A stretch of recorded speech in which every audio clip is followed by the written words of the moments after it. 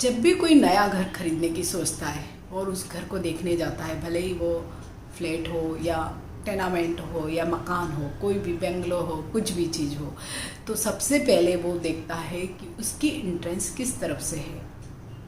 वास्तु में एंट्रेंस का बहुत भारी महत्व है कि हम किस तरफ से, किस डायरेक्शन में अपने घर में प्रवेश करने वाले हैं।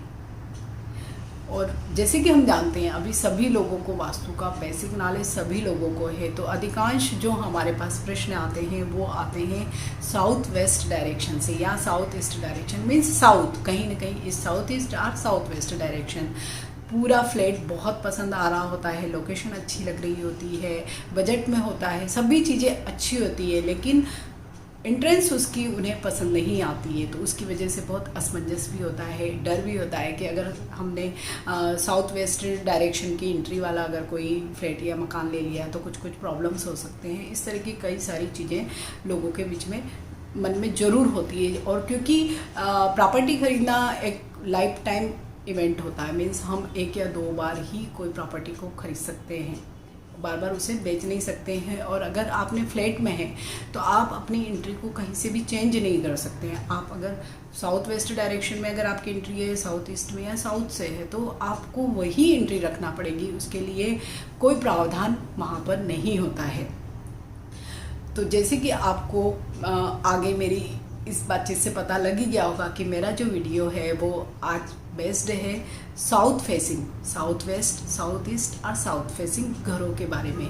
तो वास्तु में उसका क्या रोल है, उसकी वजह से क्या नुकसान हो सकते हैं, और उसके अगर आपने लिया है या आपको लेना चाहते हैं, अगर आपको पसंद आ गया है सब कुछ, आप लेना चाहते हैं, तो आप क्या क्या रेमेडीज़ करके उसको वास्तु पर्यंत मीन्स अच्छा अपने लायक कैसे बना सकते हैं। तो इसी के लिए मैं आपसे वीडियो शेयर कर रही हूँ।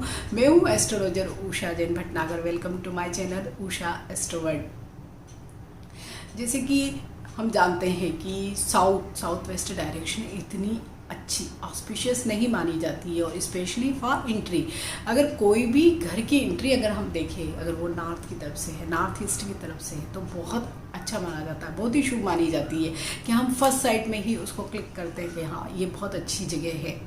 लेकिन अगर साउथ या साउथ वेस्ट डायरेक्शन से किसी घर की एंट्री हो रही है तो क्या क्या प्रॉब्लम आ सकती है। जैसे कि हम जानते हैं कि साउथ डायरेक्शन अग्नेय कोण, अग्नि का स्थान है। ओके, अगर साउथ वेस्ट है या साउथ ईस्ट है, तो जैसे कि साउथ ईस्ट वहाँ पर हम प्रीफर करते हैं कि आपका किचन हो। अगर किचन की जगह से ही आपकी एंट्री होगी तो वो बिल्कुल भी अच्छी नहीं होगी। इसके अलावा साउथ वेस्ट डायरेक्शन अगर है तो साउथ वेस्ट डायरेक्शन हम, ये एक नैऋत कोण होता है, जो नैऋत स्वयं यहाँ पे स्थित होते हैं। तो अगर नैऋत के स्थित होने पे ही अगर एंट्री हो तो वो एक अच्छी स्थिति नहीं मानी जाएगी। इसके साथ ही साउथ वेस्ट डायरेक्शन को हमेशा भारी और बंद रखना चाहिए। लेकिन अगर यहीं पर एंट्री है, इसी जगह से अगर हम घर में इंटर कर रहे हैं, तो एक तो वो खुली जगह होगी प्लस खाली भी जगह होगी, क्योंकि घर के एंट्रेंस में हम कोई चीज़ नहीं रखेंगे। तो ये वास्तु एनर्जी है, जो आपके घर की एनर्जी है उसको पूरा ही डिस्टर्ब कर देगा, क्योंकि जो जगह खाली होनी चाहिए वहीं पर हमने भरा रख दिया, और जो खाली होना चाहिए उसको हमने जस्ट अपोजिट कर दिया। तो मीन्स जो वास्तु की जो एनर्जी है आपके घर का ही जो इक्विलिब्रियम है वो ही डिस्टर्ब हो जाएगा। तो इस जगह पे जब भी साउथ वेस्ट डायरेक्शन में दरवाज़ा होता है तो बहुत सारे घर के लोगों के बीच में बहुत ज़्यादा प्रॉब्लम्स होती है।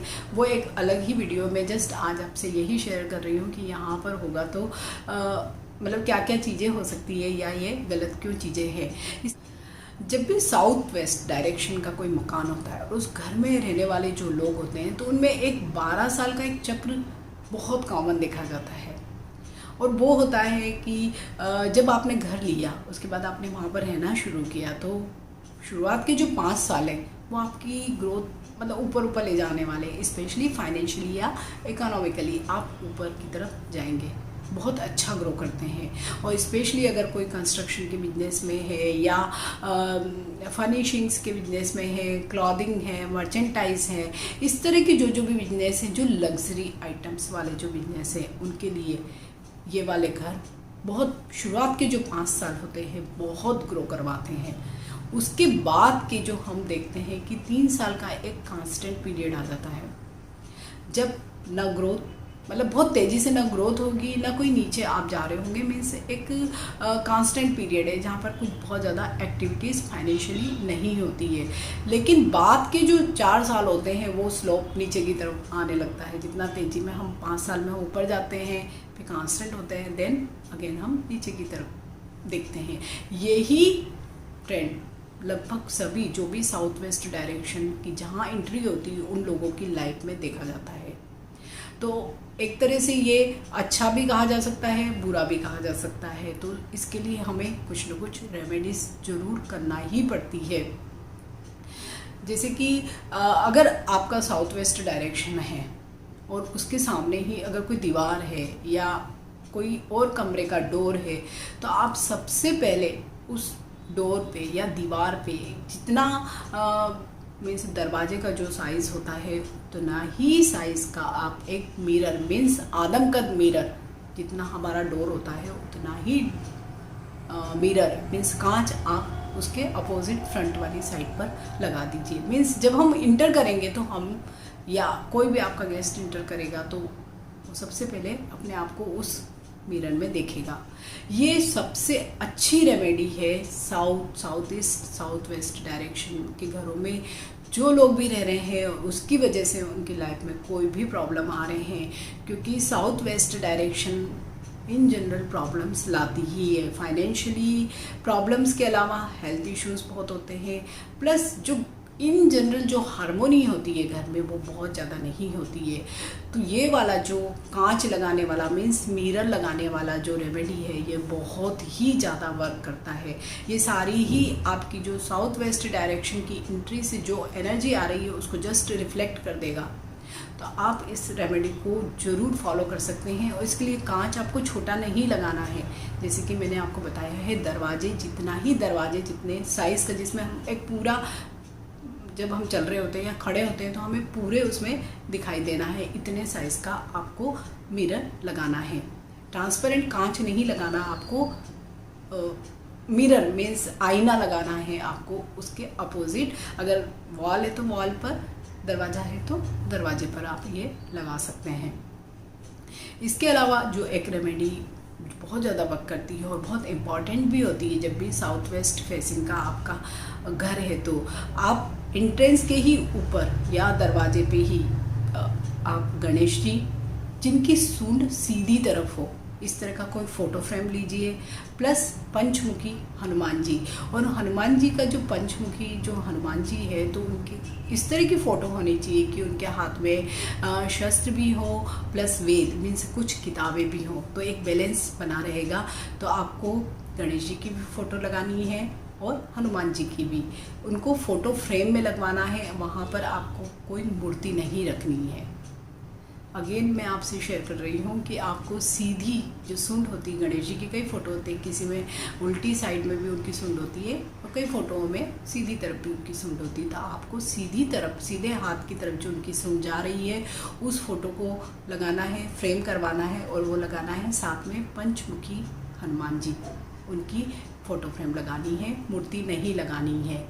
ये आपको घर की एंट्रेंस मीन्स आउटसाइड जहाँ से हम इंटर हो रहे हैं बाहर की तरफ जो दिखेगा वो, अंदर वाला जो साइड है वहाँ पर आपको ऊपर दरवाजे की जस्ट ऊपर आपको एक स्वस्तिक अगर पंचधातु से बना होगा तो बहुत अच्छा होगा। अगर सपोज़ नहीं बना होता है तो आप केवल रोली का ही मीन्स जो हम रोली यूज़ करते हैं पूजा में उसी का एक स्वस्तिक वहाँ पर बना दीजिए। ये भी आपकी जो भी नेगेटिव एनर्जी है उसको बैलेंस्ड कर देगा। यही रेमेडी बहुत वर्क करती है। आप अगर ये रेमेडी कर लेंगे तो आप देखेंगे कि जितनी भी नेगेटिव एनर्जी अगर उस दिशा से आ रही है तो उसमें बहुत भारी कमी हो जाएगी।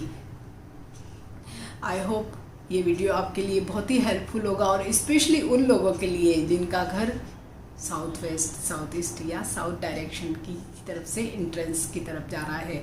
तो ऐसे लोगों को घबराने की या डरने की बिल्कुल भी ज़रूरत नहीं है, क्योंकि वास्तु में बगैर तोड़ फोड़ के भी बहुत सारी रेमेडीज़ ऐसी हैं जिनको हम इजीली फॉलो कर सकते हैं, क्योंकि हर जगह आप तोड़फोड़ नहीं कर सकते हैं या करेक्शन नहीं कर सकते हैं किसी भी चीज़ को तोड़ के, और उसके बावजूद भी हम अपने पूरे ही घर की जो एनर्जी है उसको बैलेंस कर सकते हैं। कोई भी डायरेक्शन को हम बैलेंस कर सकते हैं, वो भी बहुत कम खर्च में और बहुत आसानी से, बगैर तोड़फोड़ के। मेरे ऐसे ही वीडियो कोई वास्तु पे हो सकते हैं, पामिस्ट्री पे हो सकते हैं या एस्ट्रोलॉजी पे हो सकते हैं। आप इसी चैनल पर उन वीडियो को देख सकते हैं, लाइक कर सकते हैं, शेयर कर सकते हैं, और मेरे इस चैनल उषा एस्ट्रोवर्ड को सब्सक्राइब कर सकते हैं। Thank you for watching. Bye.